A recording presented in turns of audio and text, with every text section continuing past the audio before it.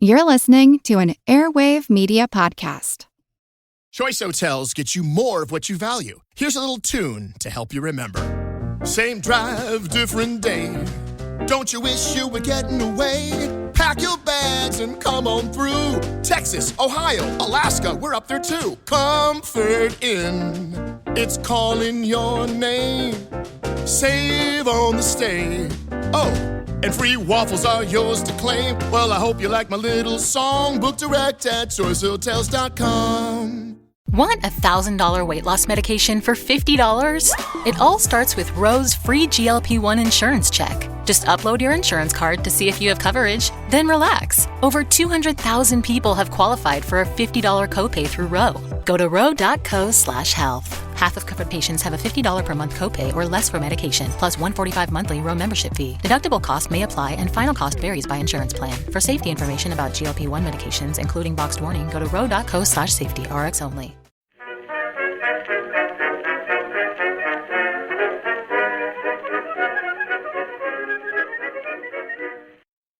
Hello everyone and welcome to History of the Second World War, episode 267, War at Sea 41, Part 5, The Undersea Hunters. This week, a big thank you goes out to Chad, Gerald, Sean, and Yuli for supporting the podcast by becoming members. Members get access to ad-free versions of all of the podcast episodes, plus special member-only episodes, roughly once a month. Head on over to historyofthesecondworldwar.com/members to find out more. One of the enduring images of the Second World War has been that of a German U-boat attacking merchant shipping. The U-boats would be the first naval asset to be used against British shipping by the Germans.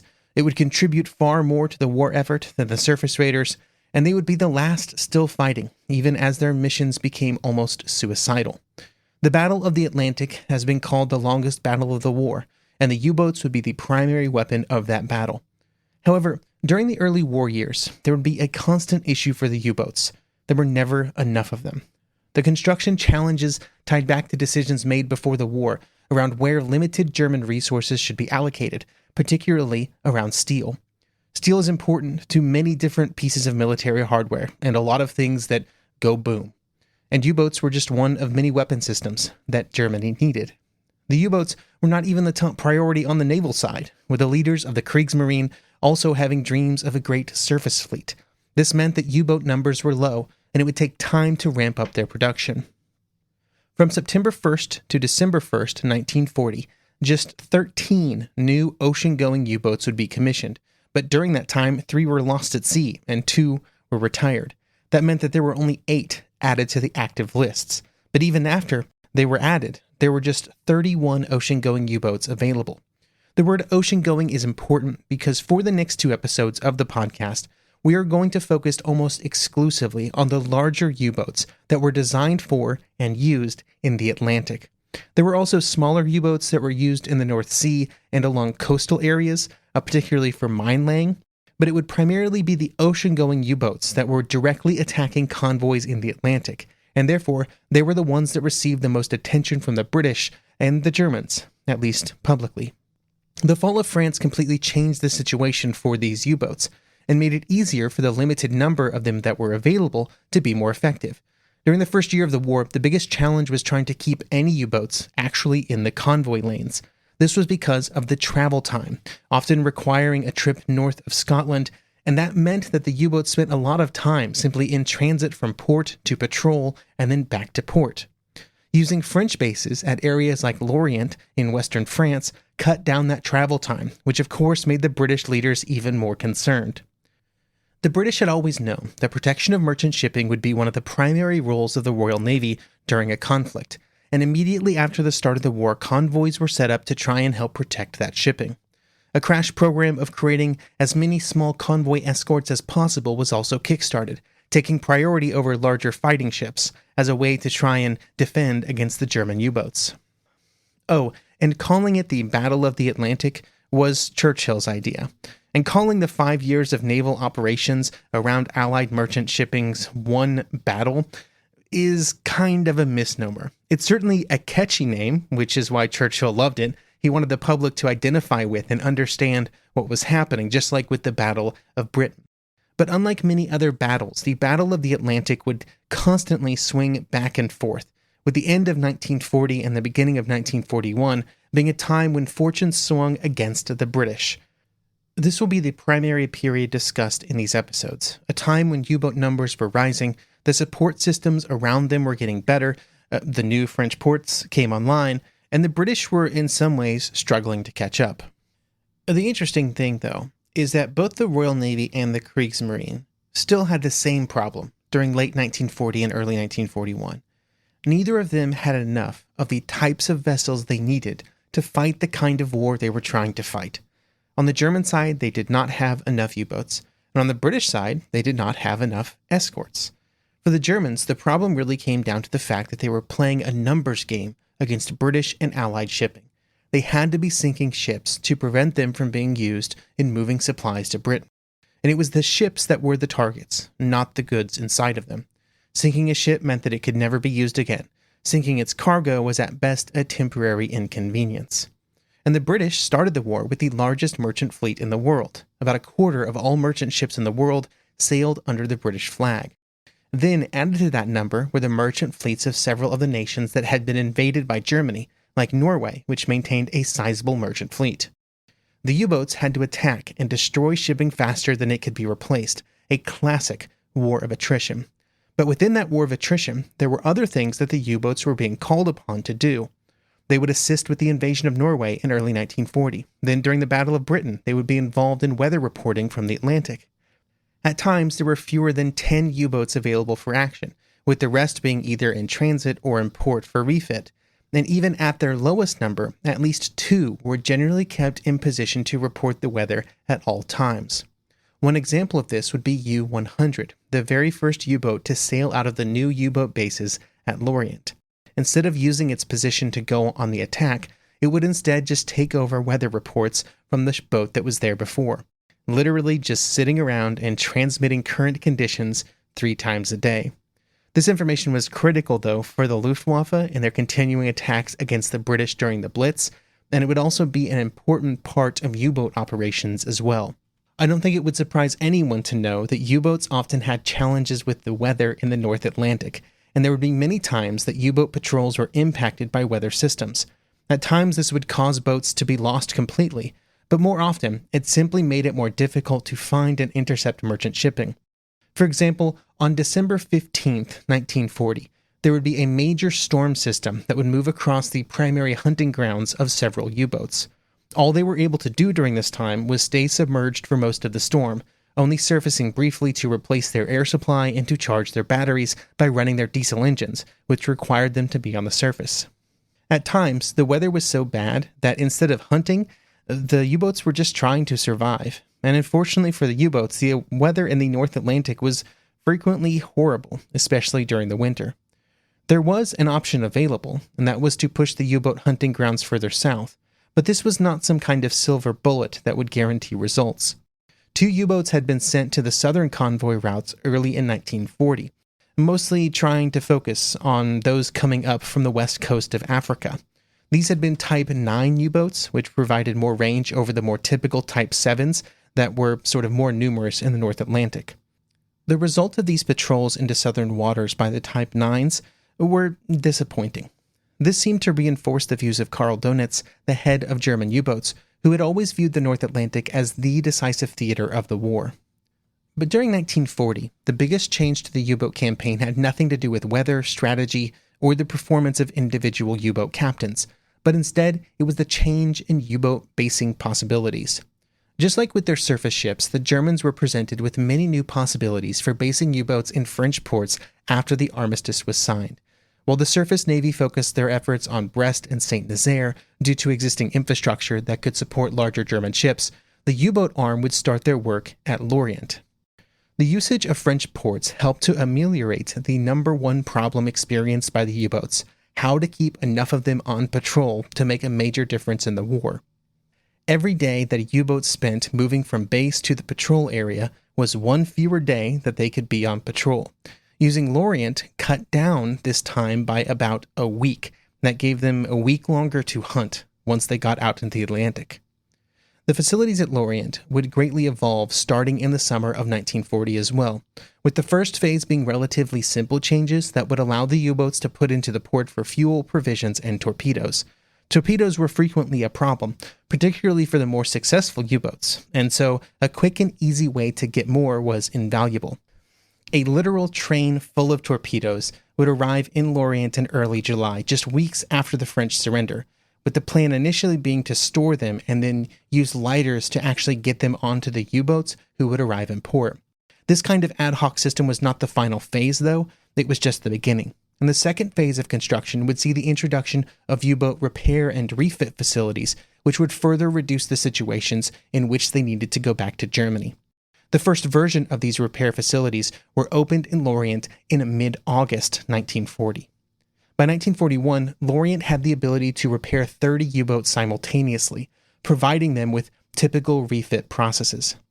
During the summer of 1941, Lorient would eventually just be named the home base of the first U-boat flotilla, making it the first permanent base for U-boats outside of Germany. Similar bases would then be set up at Brest, Saint-Nazaire, La Palais, and Bordeaux over the course of 1941.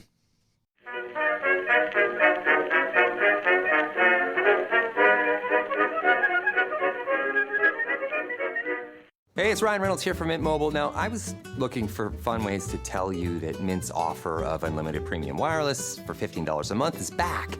So I thought it would be fun if we made $15 bills. But it turns out that's very illegal.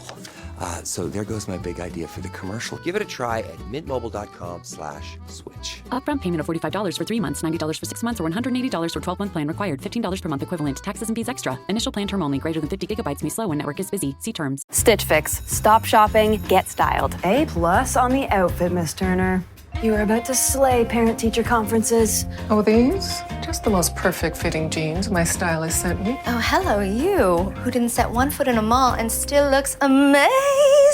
Just share your size, style, and budget, and your stylist sends personalized looks right to your door. Stitch Fix. Get started today at stitchfix.com. To my stylist. This look is dedicated to you. Thank you. Thank you.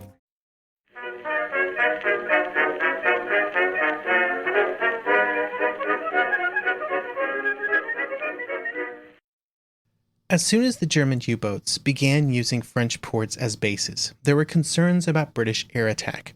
The bases represented a prime static target for British bombers, and therefore there were immediate actions taken to try and reduce the risk from those attacks. The first action was simply to bring in anti-aircraft guns, but the longer-term plan was a series of massive bunkers, or pens, as they would be referred to. The primary advantage that U-boats had when compared to surface ships when it came to protecting them from air attack while in port was that the U-boats were relatively small. This meant that making massive concrete structures to protect them was feasible, and that's exactly what would happen. This would not be the first time that German U-boats had used concrete fortifications as protection, and it had actually done so on the Flanders coast during the First World War, although in that case the greater concern was from British surface ships. Each of the U-boat pens was slightly different in size, but often involved a mixture of wet and dry docks within it. Each of the pens would require materials to be brought in from Germany, particularly specialty materials like sealing supports, reinforcing irons, and of course any tools that they needed in those wet and dry docks to repair U-boats. But the most important and perhaps impressive feature of the U-boat pens were the roofs. Initially, the roofs were 3.5 meters, or 11.5 feet thick, of concrete, of reinforced concrete. And even this was not enough, or was deemed to not be enough, and in 1942 an extra foot, or 30 centimeters of concrete was placed on top, along with a second roof above that, with the second being between 2 and 4 meters thick as well. This made it almost impossible for any Allied bomb to penetrate the defenses until the introduction of the tall boy in 1944. As with everything in war, the presence of fortifications had resulted in the investment into a counter to those fortifications, and the tall boy was that counter, specifically designed to penetrate through things like the multiple meters of protection of the U-boat bunkers.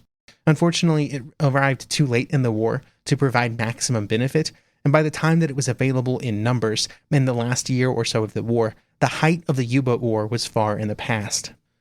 Along with a fancy new place to call home, during early 1941, there would also be some advances for the U-boats, specifically around working together with aircraft. The combination of U-boats and aircraft to attack convoys was a relatively new development, based primarily around the introduction of the Fw-200, better known as the Condor. The Condor was a converted airliner and therefore had good endurance, to the point where a Condor with additional fuel tanks was able to make a transatlantic flight before the war. This made it perfect for reconnaissance and attacks over the ocean. The initial work on the naval version was actually done for the Japanese, who had worked with Lufthansa to build a maritime reconnaissance aircraft based on the Fw-200. These aircraft would never actually end up being delivered to Japan due to the war, of course, but they would find employment with the Kriegsmarine. The version of the Condor used by the Germans for their navy would have bomb racks, defensive guns, and eventually airborne radar. It would be first used in August 1940, and it would only take a few months for its first impact to be felt against merchant shipping. It would be in August 1940 that a Condor would drop its first bomb on a merchant ship, the 42,000-ton Empress of Britain. Although at that point, the merchant ship was just damaged, and a U-boat would actually have to sink the ship a few days later, but the damage was substantial from the bombs.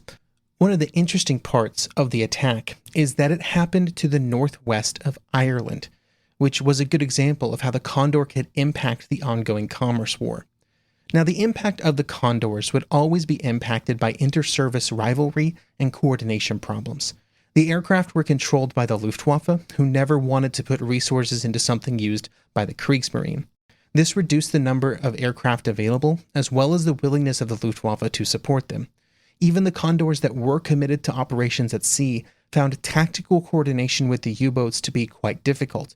This made it difficult for real tactical coordination around attacks on specific convoys, but both the U-boats and the Condors would benefit from spotting reports from the other. Throughout the war, one of the primary missions of any of the German raiders, the U-boats, the surface ships, the Condors, anything, was to get off contact reports immediately when a convoy was spotted, because this could be given out to all of the possible hunters that could close in on that location. And so that was always the first thing that happened for anything that spotted a convoy. They would always radio in so that others could come and help. There was, however, one moment where all the pieces of the German commerce war came together on February 9th, 1941, and the unfortunate victim was the convoy HG-53. The convoy departed Gibraltar on its way to Liverpool on February 6th, with 21 merchant ships escorted by just one destroyer and one sloop. The convoy would be first spotted by U-37, captained by Nicholas Clausen.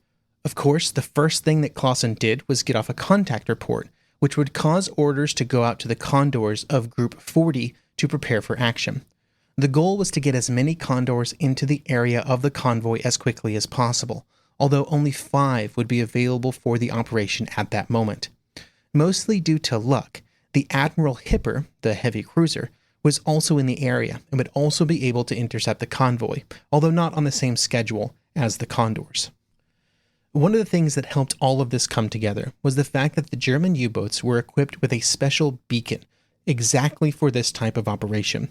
It allowed them to be constantly broadcasting their position so the Condors could home in on that signal to find the convoy.